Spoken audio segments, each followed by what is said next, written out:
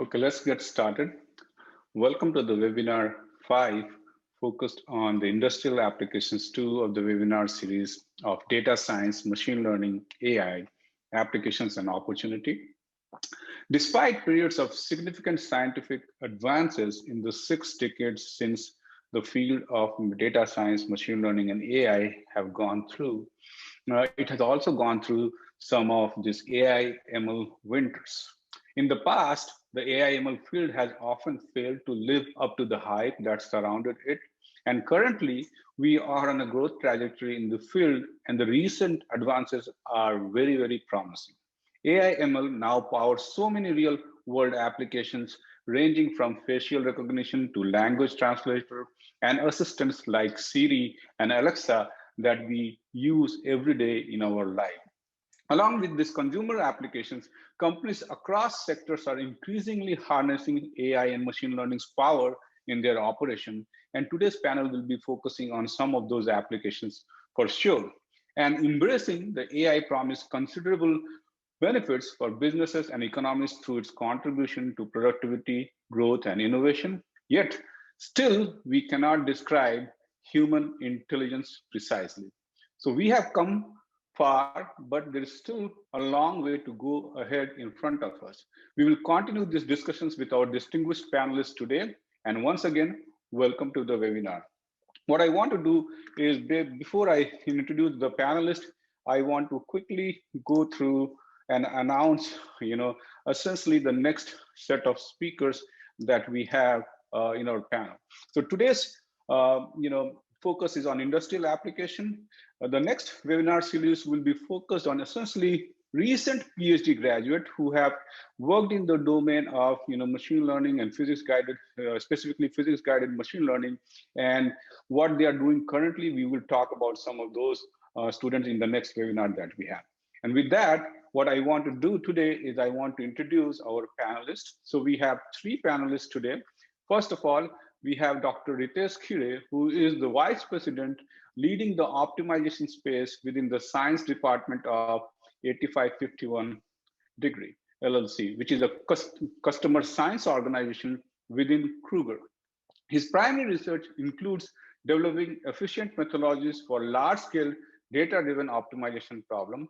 The majority of these problems are combinatorial in nature, where the underlying models are derived from one or more sophisticated machine learning techniques, including regular and logistic regression, random forest, neural network, reinforcement learning, dynamic linear models, and recursive least square models. The application area include price and promotion optimization, customer personalization, trade fund optimization, inventory management, and many others. Ritesh has obtained his PhD from Rensselaer Polytechnic Institute, RPI, in 2006. In the past, Ritesh has been invited as a special speaker for 2010 NSF panel on the future of MDO, and as for 2008 ASME IDTC panel on systems integration tools.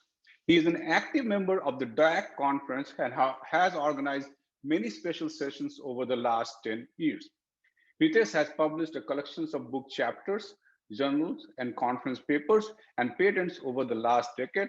And prior to joining 8451, Ritesh was a staff research scientist at United Technologies Research Centers for over 8 years, where his research primarily focused on optimization of engineering systems.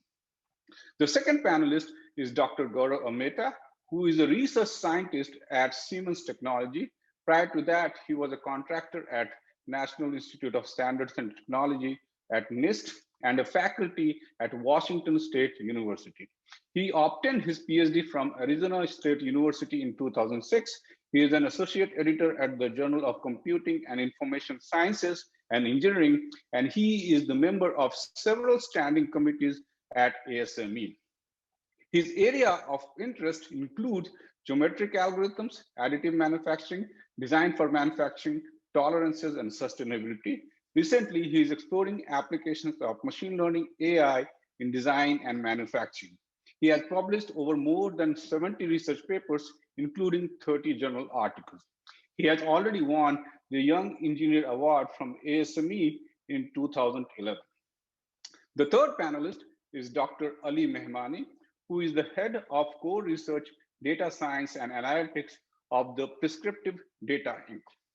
Ali specializes in multidisciplinary optimization, complex system design, pattern recognition, and machine learning, deep structural networks, and cyber physical systems with a focus on the following topics, such as heuristic optimization, deep learning, recurrent neural networks, multi-fidelity modeling, and optimization and uncertainty analysis, with primary applications in wind energy and building energy efficiency.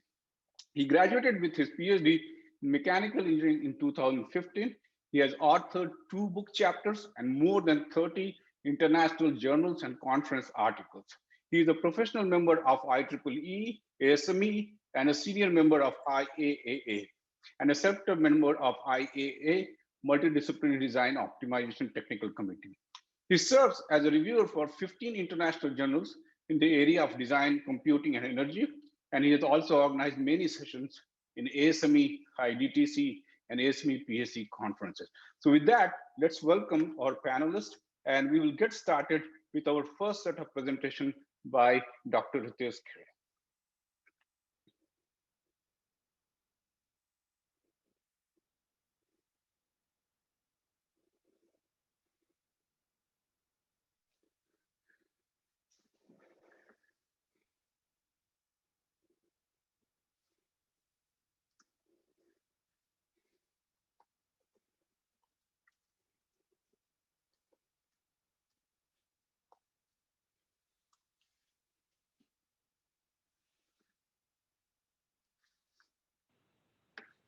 Sorry, I was muted. Sorry about that. Can you guys see my screen? Yes. Oh, thank you. All right, I'm going to put this on full screen. So Rahul, thank you very much for the introduction, and everyone welcome. As Rahul said, I'm part of this organization. He called it 85 something. We are actually 8451. And a lot of my friends who know I work at a company that has 4 numbers, it's very often that they misplace it. But it's interesting actually. What is 8451? It's actually the longitudinal coordinates of Kroger headquarters. That's how the name was derived. And we are, like I said, part of Kroger Enterprise. We are data science and insights media company. And the idea is we deliver this personalized and valuable experience for shoppers across, those who come across the path of our purchase.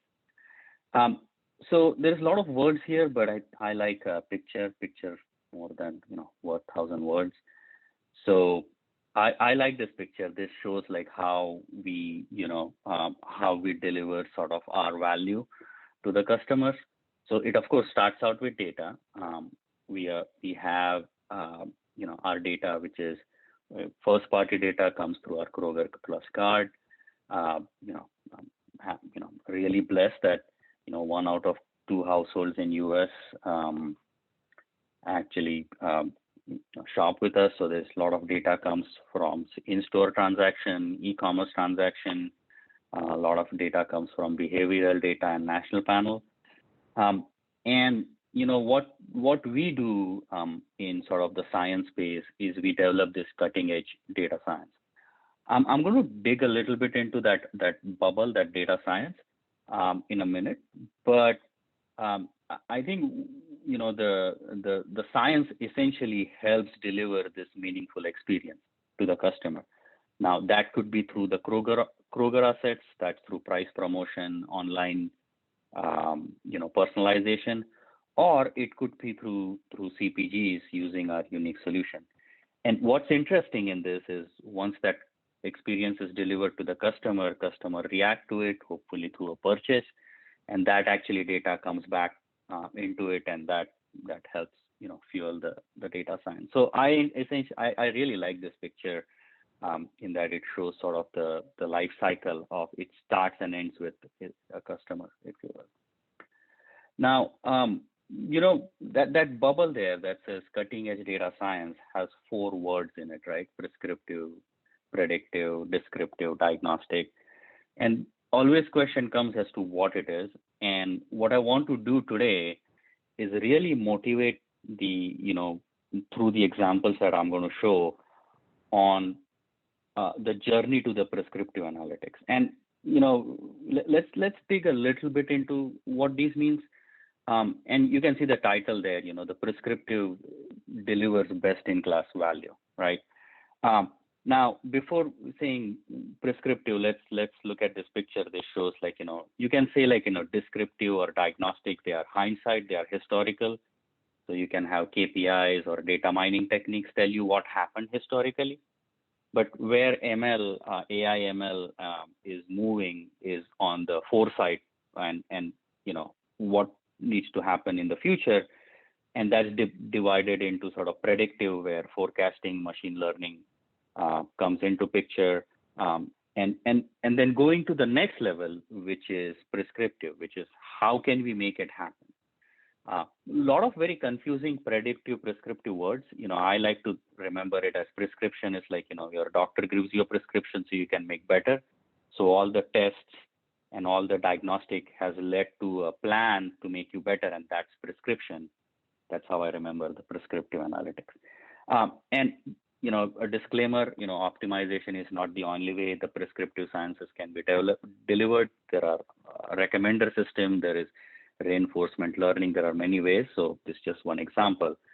But what I want to motivate is actually this prescriptive solutions. 2 points there. The prescriptive solution, they generate tremendous amount of value. Just from the fact that there is an optimization inherent to it. So there is a necessity to go above and beyond what a human can do. But also the automation piece. And this question comes as to, human versus machine. Through the example, I'll show you the prescriptive actually frees up humans to do what they are best at, which is strategy, and let the machine handle, all the mundane sort of, stuff, if you will. So that's really one point, that's why I want to motivate, and I'll show you some example how we have taken that journey. But also second point I want to tell is that, these are not an isolation. So, you can't have an optimization without a forecasting machine learning model. So for prescriptive, predictive is important, and they actually build upon each other. One feeds into other feeds into one, and I'll show you an example of that. But let's start digging into the prescriptive. Now, prescriptive is all about making decisions. And decisions are everywhere. And I just want to give you this example. Let's assume we only have 10 products and we have to price them for 4 weeks, and we know there are 5 price points to choose from. If you just take this problem as an example, right? Just 10 products, 4 weeks, we have, and I don't know what that number is, but that many combinations to search from. So number one, your forecasting model, your predictive model should be able to capture these combinations, and then your prescriptive should be able to go through and find out what is an optimal. And this is where the AI, ML, and optimization plays critical role in delivering this. This is why we say that it's challenging, but this is the challenge. Let me show you how we do it by a couple of examples, and then what benefit we have been able to unlock. So this is first example. This is price promotion. This is really an industry-leading machine learning and optimization science. And this is cloud-enabled, and this has already been deployed. Part of it has already been deployed in the enterprise. And we have started to see significant benefit of it. So when we talk about price promotion, and these are there's multiple steps involved, but these are the high 3 steps, high level 3 steps. Step 1, it starts out by creating a demand model. Now, I told you about the data. That data goes in. There's many techniques. You can start out with traditional, time series models, but these days, the time series and machine learning models have merged. If you follow some of the Kaggle conference competitions, like the gradient boosting and those type of things, deep neural net. So that in itself is a rich area. We use some of those techniques and then create a model. Now the question comes, model at what level? In this case, this is a pricing and promotion, so we will create model at an item level. Depending on your application, you have multi-scale level modeling where you can have that model aggregated to multiple levels. But in this case, we will use that. And then comes the optimization. Now that we know how a product is going to perform, optimization model actually uses that. And it has two things, of course. It has an objective, and a lot of times we use multi-objective, which is Pareto frontier kind of technique, to balance between sort of multiple competing objectives we want to go after. And then really, what optimization helps us is this science really needs to go into a real business. And there are some business constraints. Like, for example, if a store is going to update or refresh the prices on frozen items in the third week of every month, then optimization needs to know that, right? And so, like, those constraints or those rules are brought in, and there is like tremendous amount of work that happens. Those are brought in, and then that's just one aspect. The other aspect then is the uncertainty. This needs to live in a real life. There is competition, there is change happening, customer behavior changing. All that puts together now becomes our prescriptive solution. And then the third key piece is then deploying this to the store. And I don't want to minimize that, because all of the science, our experience is all of the science is really useless unless it can be really deployed to the system and really take that heavy lifting out of humans and let machine do that. And in this case, we show the example of optimizing an ad page. Now, like I said, this is just one example of how the system, how science is delivered. Just moving on, this is another example. Going back, all this is really good so far, but then during last year COVID hit and we are still going through it. That messed up our data, right? Because now there were things that were beyond sort of what we historically had. And so the question is, how do we use that? How do we go ahead of the curve? And this is another example where we use early warning systems, like diagnostic kind of methods there. In interrogating the forecast model, and now this is a different application of the forecast model, but interrogating the forecast model and came up with sort of two sort of use cases there. You can see on the top, the blue and the orange, they are deviating. This early warning system says that deviation is real and it can alert our forecasting team so they can make correction. But at the same time, we can use the early warning systems to identify the change in the customer behavior. Customers are moving more to the healthy food now. They are moving away from frozen food now. This early warning system, and early warning system can be also put together in many ways. You can use it as logistic regression is a very classic example, but you can do deep neural net. We use a lot of deep neural net kind of techniques there. But the idea is really then start to see how the model you have developed could be used in multiple different ways and help us improve. Now, this is all good for in-store. The world is not in-store anymore. There is a lot of digital happening. And I think that creates great challenges, but also an opportunity. Because now with digital, we can actually personalize experience. So what Rahul gets based on his preferences was different than me. Now, this is where the data explosion also happens. We have to consider all the media consumption, purchase data, couponing. And this is where really the deep neural net, the reinforcement learning, the online learning really shines. And traditional optimization algorithms cannot handle the scale of these problems. So we have been working on developing proprietary optimization algorithm, and that's actually a very rich area of research as well, where we use machine learning to tune optimization, and that's a very rich area that we have been working on. This is actually not just a hypothetical case. We have actually demonstrated through in-market testing significant ROI improvement by, again, combining the two areas that I talked about.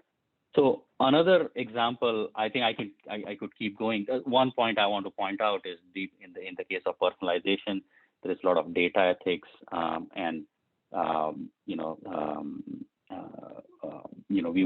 we don't want our algorithm biased in a certain way. So there is a lot of bias cleaning up work that happens. Is very, very, very critical, very important as we go. This becomes. So I think those are like 3 examples. I just want to leave you with this one last slide. Prescriptive analytics, prescriptive, data science is the way I think about it, is sort of, the future. We take the data science and apply to the next level. It's a significant research, and I'll say that this is significant collaboration opportunity also. If there are ideas, potentially we could collaborate on something. And I list out like 5 because of the real estate on the slide. There could be 5,000 challenges, but like huge decision spaces, discrete problems, optimization, machine learning coming together, a lot of uncertainty, and then multi-scale. Some decisions have to be made real time. Others have, like, planning has to be made on a longer time versus interacting with a customer has to be made real time. A lot of multi-scale decision making. So really rich area.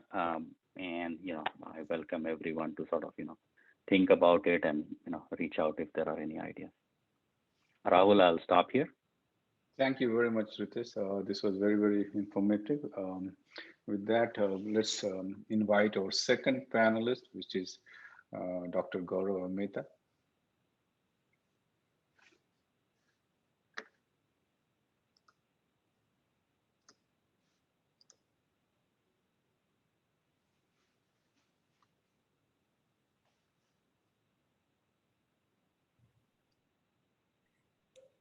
Okay, can everybody hear me? Yes. Okay, let me go to the first slide here, and let's change this to this. Right, so yeah, good morning everybody, and my co-panelists and Dr. Rahul Rai. Thank you for inviting me to this webinar, and listen to the great talks by other panelists and the discussions, and hopefully I can show something that we do at Siemens Technology. Yeah, so I have more slides than I should have right now. So I'll try to go through them a little faster than usually. So I would like to give an overview of Siemens is. Many people know what Siemens is, but not everybody would understand or know or have a background of what Siemens does and is interested in. So obviously it came with the founder, Werner von Siemens, who started the company, and over the course of 200 close to 200 years now, 173-year history, they have produced many different devices and products that made the company successful over the course coming to 2020 now, with different kinds of technology, IoTs and things like that coming together. Siemens as a whole is 3 different companies, you can say, but Siemens is a main company that has 2 connections. One is Siemens Healthineers, which is still part of Siemens AG, and Siemens Energy, which separated out of Siemens last year. And they focus on different products in different areas, provide software, provide technology, provide devices, and many different things like that, and services. So the focus area of Healthineers in the healthcare system for Siemens Energy is energy transitions, and Siemens as a whole company does digital transformation of industry, infrastructure, and mobility, and combines with these healthcare systems and energy transitions also. From the business aspect, Siemens AG looks at these 6 different types of products: digital industries, infrastructure, mobility, and several other things like that. And as you can see, Healthineers is still included with Siemens AG. For a research point of view, Siemens does a lot of research, a lot of expenditures, so many R&D employees, inventions, patents. We have a special partnership with universities, with Georgia Tech and a couple other universities in Germany and India. We have special partnership where we can share data, information, knowledge, things like that with those partner universities. The team I work with is a technology, a Siemens corporate technology that used to be called, now it's called Siemens Technology. It's a centralized research division. Other R&D activities are focused to each product group, but the corporate research, which is called technology now, is centralized research where we cater to different Siemens products and do independent research with universities, faculties, and explore things that we think are, having a future vision and things of that sort. So the group I am with, it's Siemens Technology, where we do that kind of research. And in Siemens Technology itself, there are multiple different portions. There are two big divisions. One is Siemens RDA, which is research and development in focusing on digitalization and automation. And within digitalization and automation, we look at these 7-8 different categories. I'm part of the simulation and digital twin group, where we work on simulations, design, manufacturing, and integration of all of those together. And as you can see, there are every kind of field you can think of, automation, robotics, IoT, blockchain, cybersecurity, and many other things in there. There is another divisions of CG called REE, which is research in energy and electronics. And they work on these 5 different topic areas, and we collaborate within these Siemens different divisions, and we collaborate across with Siemens product divisions also and do research with them. For what I want to talk about today, I want to look at these 3 different projects that we had done with government funding, which are basically in public domain. And therefore I will try to talk about these. Some of them have some aspects of analytics and machine learning, while others are approaching that aspect and are not at that point where we have used the analytics and machine learning in there. The first project that I was not part of Siemens Technology at that time, but I am really enthused by the kind of things that Siemens have done in this. Obviously, it's in collaboration with Georgia Tech, Michigan State, and Palo Alto Research Center. And the basic idea that the basic problem that they were looking at is when we have additive manufacturing breaking the barriers of the complexities of geometry and the large amount of geometry data that we need to express and translate or transfer from one system to another. The issue happens is that the files are in gigabytes, and it becomes difficult for the software to process those gigabytes of data. So instead of storing meshes or BREP, what we do is we have this piece of code that represents the geometry rather than the output of the code when it's analyzed through a specific algorithm. So that becomes very tiny. So the piece of code is given for those geometries on a piece of paper right there. It's like 10-15 lines, not more than that, which is less than 10 kilobytes. Instead of, if you convert into BREP or if you convert into mesh geometries, you have a large amount of data. So that was the main driver of this project. And this was driven by DARPA. You can look at this complicated lattice, optimization that's done on the side. There are parts that are supposed to be fixed, not moving, maybe boundary conditions, loads, things like that. And then there's this lattice space that we are designing. And here we have only done, the lattice beam size variation for reducing the stress in the component. But yeah, there are many other possibilities that can be done. And this entire geometry is a piece of code, and it's in less than 10 kilobytes. It doesn't need to be gigabytes or anything for that sort. So that's the basic idea. Geometry is represented as a code. And that's what we went after. And over the course, DARPA had many different aspects. They had challenge problems in the course of the 5 years of the project. It just ended in 2020. And the challenges involved not just modeling geometry, challenges involved, doing simulations with multi-materials and things like that. And we were able to go through all of those challenges and take this concept further and move it from just geometry representations to simulations to manufacturability analysis and things like that, with obviously with our partners and other things of the sort. Yeah, so again, the program is a very concise representation. It is parametrically evaluated, and when you want to visualize it, you do lazy local evaluation to visualize it. You can do queries with, for simulation or for any other kind of thing, in-out information, or slices or anything like that. You can do a quick queries. And you can do synthesis, you can do many different things like that. And this is very important here with Georgia Tech. This project, we are taking into the next steps another project with DARPA called NOMARS, where we are doing ship design, and we are working on various things in there, and there will be machine learning based stuff in this design domain. So yeah, I just wanted to give you a snippet of this exciting technology that I'm working with. And the DARPA project, DARPA Trades, is basically a public information, and people can use that information. But it's very neat technology that we developed. And now we are looking at machine learning based analysis and synthesis in this area. The second project, again, this is from ARM, which is Advanced Robotics and Manufacturing. Basically, we work with Boeing, Southwest Research Institute, Yaskawa for the robots, and Arpicata.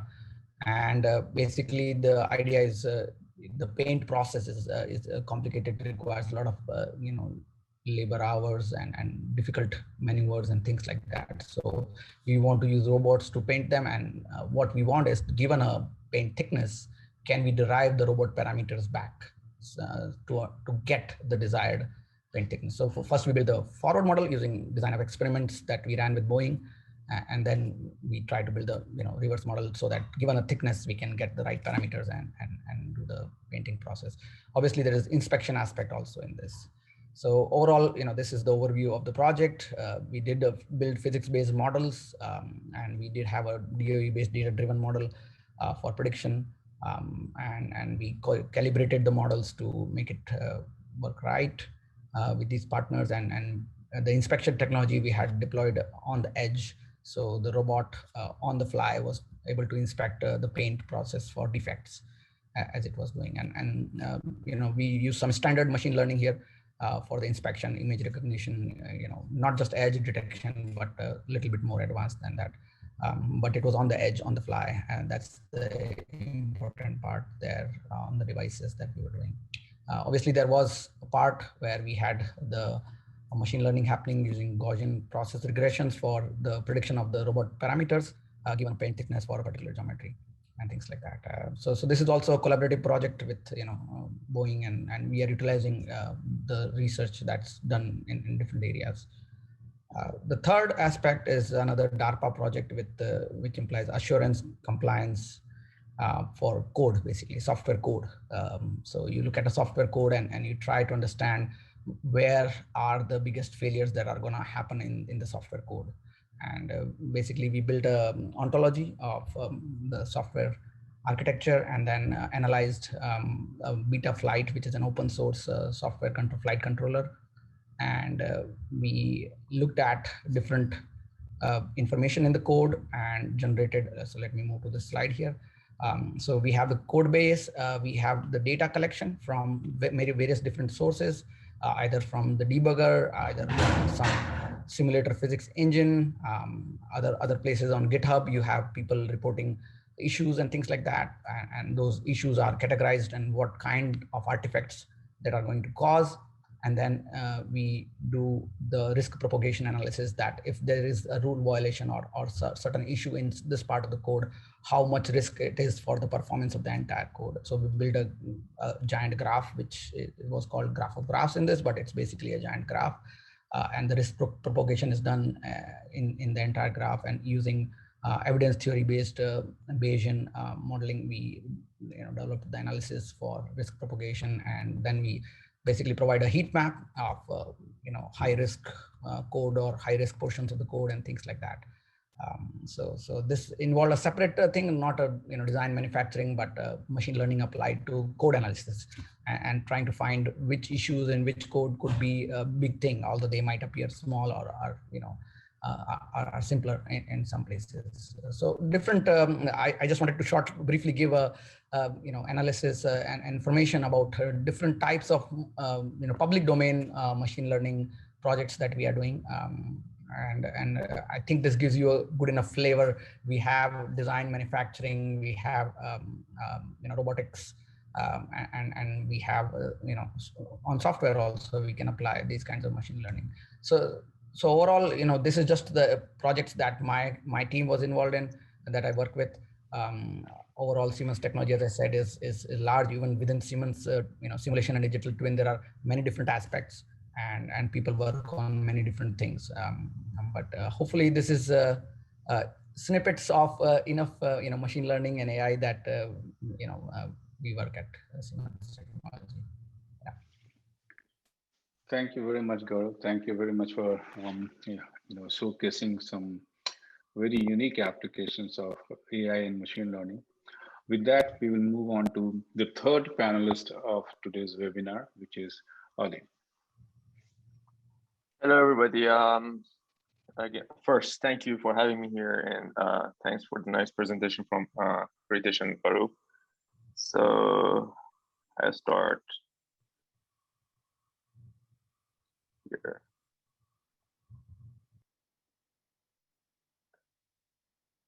You see my screen, yes? Yes. Okay, cool. So first, I'm from Prescriptive Data, and Ritesh already started a lot of, saying a lot of things about the name of my company. So it's all true. And the Prescriptive Data, we started almost, the company started 5 years ago. I started here almost 3 years ago. Is a part of a $1 billion real estate company, routing management company. They own and manage more than 40 million square feet residential and commercial buildings in Manhattan.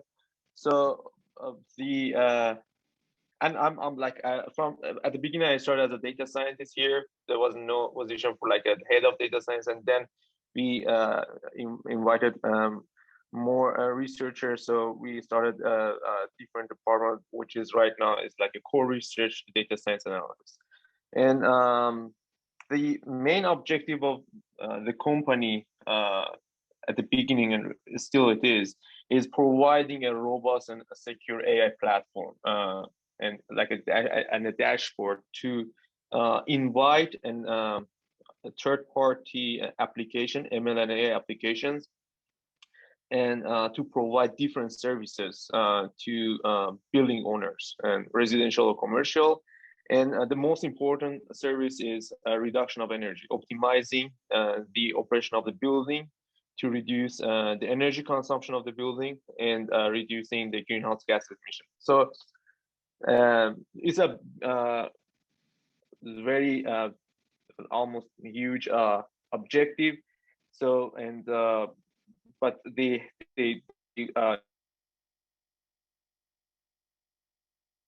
to and we last year we started hosting a couple of applications from different companies that I listed here.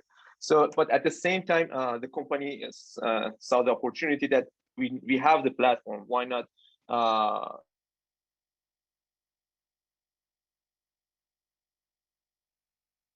offer a couple of AI and solution AI and ML applications to also satisfy the need of first own buildings or commercial buildings. And if it is good, we can also sell it. So we started almost 2.5 years ago to developing different AI applications. And right now we have more than 20 different ML applications in different buildings.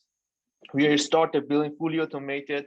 We optimize air handling units inside the building and chiller optimization. We have like a different type of anomaly detection inside the building, and we use the data to detect the occupancy. I will go through all of them. And right now we are in more than routing buildings. We are in headquarter of JPMC, in couple of building JPMC, headquarter of General Motors, and a lot of building GSA buildings around US, and kind of we are successful in that area. But I wanted to go back a little to talk about like what is the machine learning pipeline that we are using. So the most important part of our company is getting the data from the building. So it's not that easy. It's not that straightforward to have all the data, all the sensor data from the building in the real time, store it in a right way, and that we can use it to provide feedback or provide some decision in real time to the building. So data acquisition team is working on that all the time. We are developing different drivers, and we have our own gateways, and sometimes we use third-party gateways, but in terms of like modifying the third-party gateways to get the data in a right way.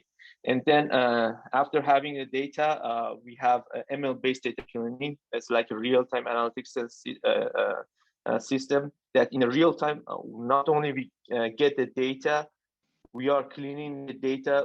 We find there's some anomaly behavior in the data. If it is, we just provide some notification for example, those sensors are not behaving well. But at the same time, because we are using the data in real time, we have to clean data also in the real time to be used. And then when the data is over there, we are using the data sometimes to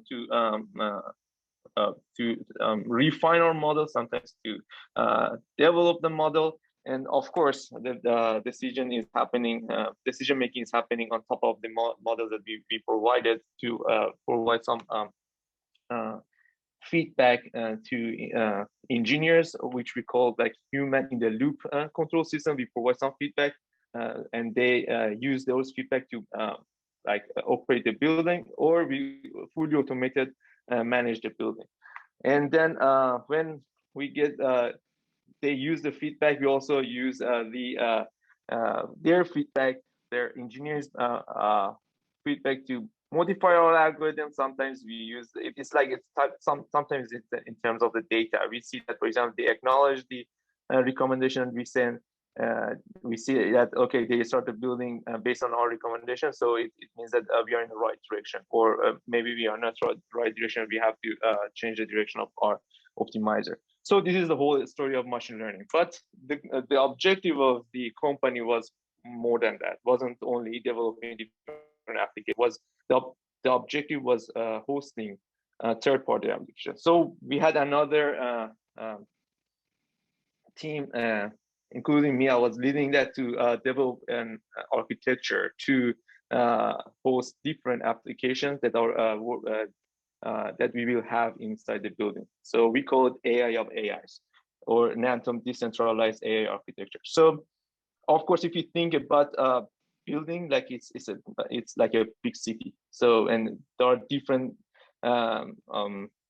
equipment, different objectives. For example, if you optimize air handling unit in the building, at the same time you put most of the pressure on the chiller. So if you don't consider these two systems together, some of them, they are the result of one optimizer or AI is conflicting with another AI. So we design a system in such a way that the system works in the direction of the whole building objective, which is at this time reduction of greenhouse gas emission. And the AI on top of our AIs, all of the AIs, we call it Nantum Mind, or the advisory system. It's trying to satisfy the constraint among different AIs, which sometimes we are hosting. For example, right now we are hosting the AI from Brain for Energy. They have two applications, but we also have our own chiller optimization. So we are trying to satisfy the constraint in different AIs. At the same time, we are very selective about like the overall recommendation to reduce the overall energy consumption of the building. And it wasn't that easy. So you can understand the complexity of the problem is significantly high. And then we were not also be successful in the first try. So we work on that in the like more than 2 years to get to the point that right now we are in like acceptable level of hosting different applications. Okay, so a little more about the AI philosophy, mostly about building energy. So we can have different models in when we are working on building energy. So the traditional model would be the white box model. There are a lot of third companies or like open source software that we can use to develop white box model. It's a very physics-based model, and it takes a lot of time to have it, and it's kind of you cannot use it in the real time control system of the building. So because the computational limitation of these models. So we have gray box model. They are okay, but the results are not reliable. And they say, and we have also black box model, which is machine learning. They are fast, but they are function of the data, the availability of the data. If you have a lot of data in whole design space, we are good. But if we are going to understand and the behavior of the building, the unseen design space, and the space that we don't have any data, the accuracy of these models are significantly low. So what we did in our platform, in our control system, so we used first, we use the data to not only train our ML, also to develop white box or gray box model.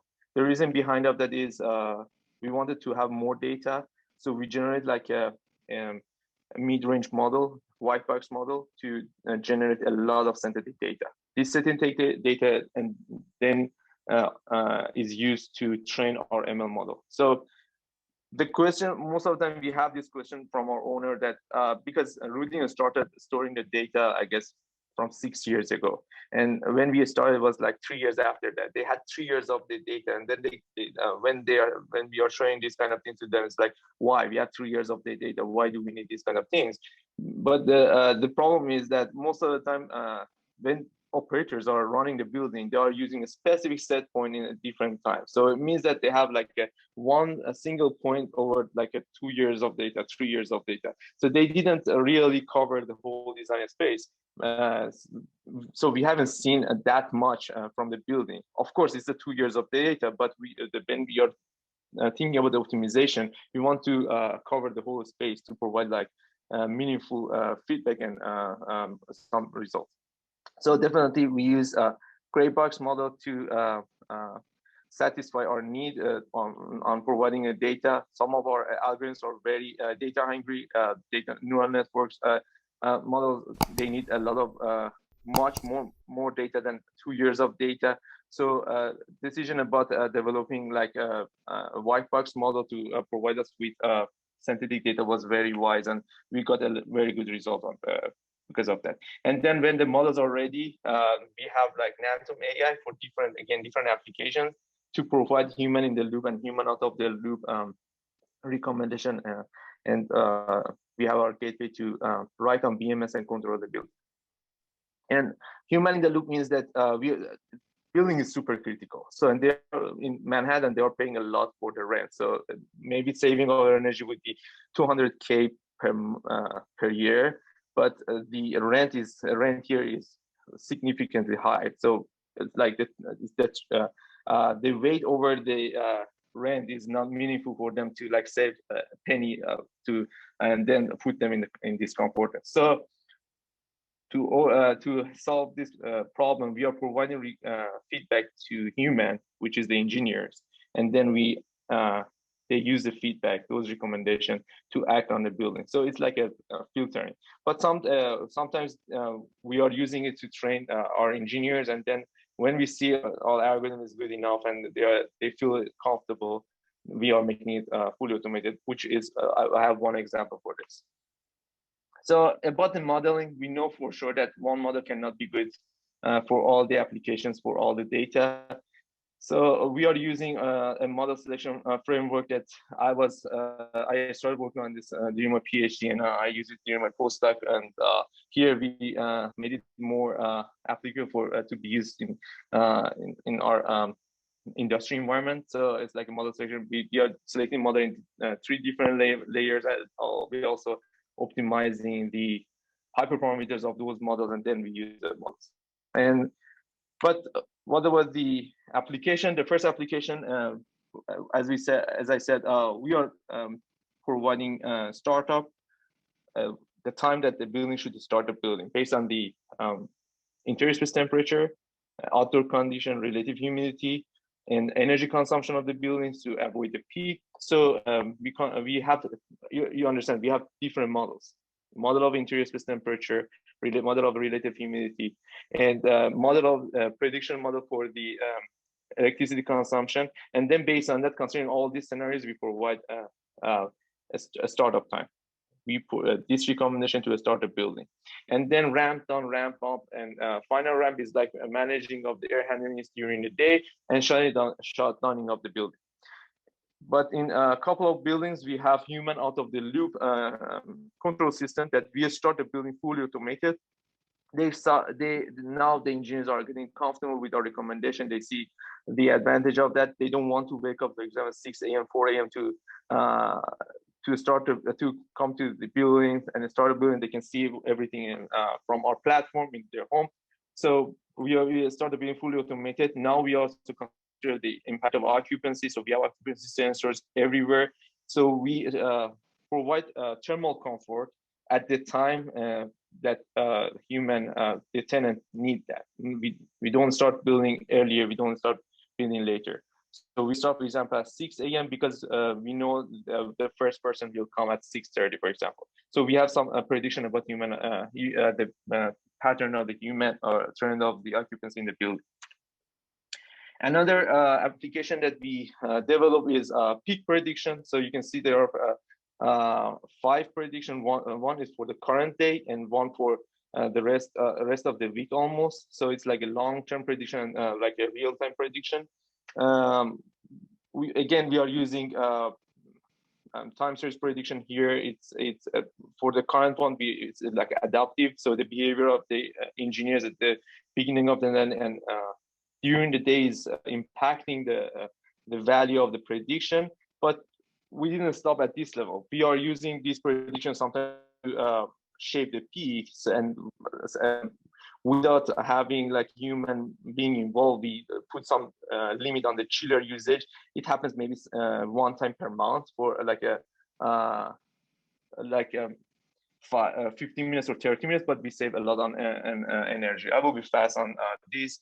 We have MMV system. Again, it's we do compare the behavior of our algorithm with the past, and also we need that for the verification of the third-party application. So when we are hosting those applications, we have to provide some what is the advantage of those applications. So we have MMV that is following the IPMVP standard defined by ASHRAE and AE, and we also have very good anomaly detection.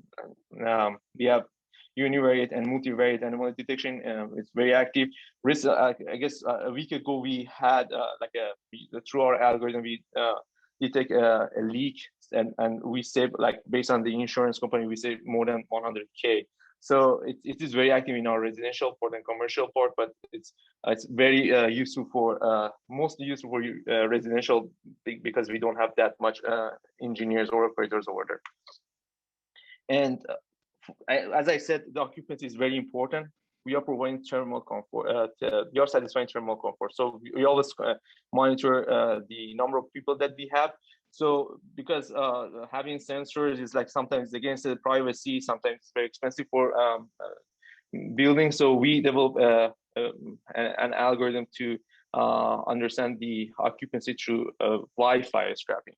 And also we have also security cameras everywhere. So we are using this camera to detect the number of people that we have in different floors. For example, I'll put some example. If you see the video, I'll go to the next one. Yeah. This is one of the floors that you can see. It's not that much difficult usage of neural network to count number of people that passing from our door. But counting number of people is super important for us to manage the building, because we can control air handling unit based on number of people that we have in the space, or start and shut down the building accordingly. And our last application I'm going to put it is because of the COVID. Last year we were asked to predict the busyness of how busy it is our lobby. So if it's like, so we can provide some recommendation about it, what's the best time to visit our building and to tenants. So it was like we were at home, we wanted to do something to help tenants to come back to building. So we started developing this application using, again, ML, and it's a simple model to predict the best time to visit our building.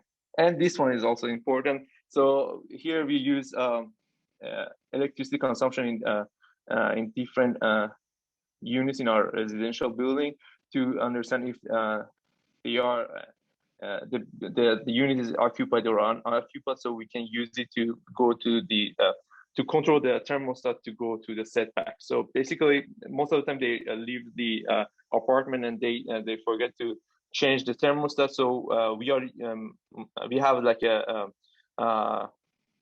small monitoring system to understand the electricity consumption of different units. We use that to see to train our algorithm at first in a couple of them, and then use it to manage the thermostat in rest of them. And a couple of projects that it is on a roadmap, like some of them we already started working on that. We have it in prototype in our application, and some of them it's for future. But one more slide is the ML is very important. The AI and ML is important, but the infrastructure to have this ML running is also important. So as I said, we are providing real-time control system for getting the data, training the model, and providing the feedback in the real time. Real time means 5 minutes interval is also significantly important. And that's it. Thank you, Ali, for your remarks and comments and application in the building domain.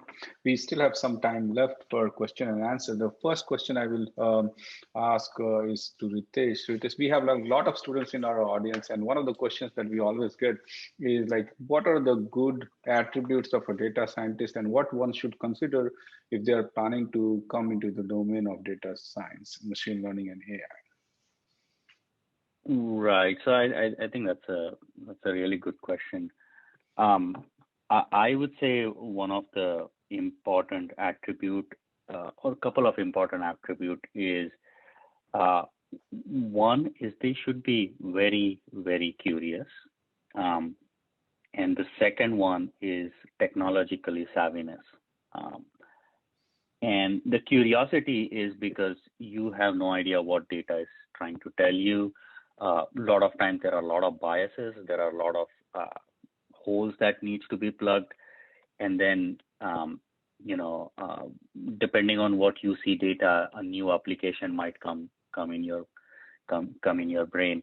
That's one side of things, but the second side is the technological savviness. So some basic things like programming with these days Python is becoming pretty prevalent.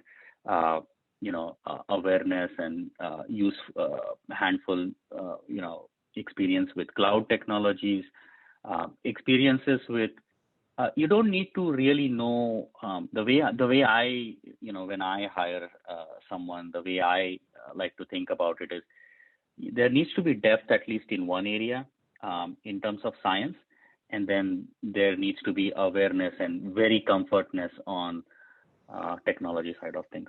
So those are the two things that I would call out for a good sort of data scientist needs to have. Thank you, Ritesh. I know that you have to, hard stop at 12, so I will let you go, and I will continue with a couple of panelists that we have. Thank you very much, Ritesh. Hey, thank you, and thank you, everyone. This is good. All right, bye. Thank you. So Gaurav, there is a question with respect to your presentation, and one of the questions is like, it's very interesting to see the use of code to represent geometry, but how easy or difficult is it to transfer that geometry across different commercial software systems? Right. So obviously, commercial software system don't rely on code as a geometry. They rely on the BREP representation or a hybrid BREP CSG representation with additional things in there and stuff like that. If you have step, it's just a step there. So yes, you cannot directly transfer the code design into those commercial system. You have to get into the things that they can accept. Or what we had done is in that DARPA Trades project is we designing, visualizing, simulating and manufacturing all together in one package. so then you bypass all the commercial systems, so to speak, in that aspect. Yeah. So yeah, the commercial systems are not yet ready for this code by design aspect coming in, and yeah. Thank you, Gaurav. Ali, there is a question from an audience that is very, very important and that does do come across in the webinars frequently is what are some groundbreaking AI and machine learning breakthrough that we will likely see in next few years, according to you, and how will it affect us? Oh, it's a very hard question. So from my point of view, it's